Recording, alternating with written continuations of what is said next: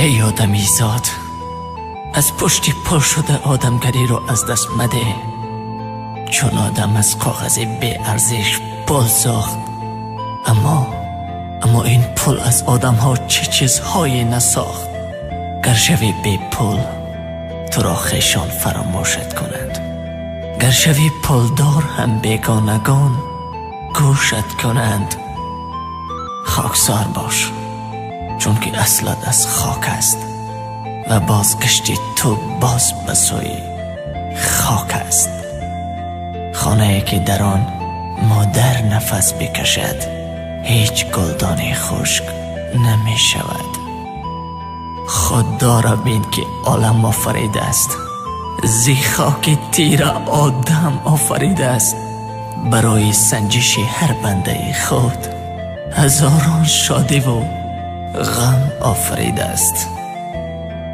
مردی که زیاد قول می دهد او مرد نیست، و مردی که با قول دادش نمی ایستد از او زن بهتر است. از حساب دیگران سهولت نمی زیبد به مرد باشی سرپرستی مردمی بیچاره باش. عاقبت خاک شود حسن جمال من و تو. خواب و بد می گذرد وای بر حال من و تو. قرعه امروز به نام من و فردا دیگر است. می خورد تیری اجل بر پر و بال من و تو. مال دنیا نشود صدیره مرگ کسی. گیرم این کل جهان باشد از آن من و تو. سخن گوش کن زیمن تو ای برادر. بگیر دستی پدر دامان مادر. بدان قدرشان در زندگانی، پس از مردن چه در کار سنگ مرمر. ای برادر دار مادر از برایت دولت است.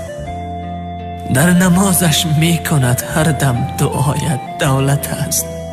گر بیایی از سفر مهمان در پشت درش، لحظه خندیده پیشت می براید دولت است. با پنجه خود موی سرت شانه نما.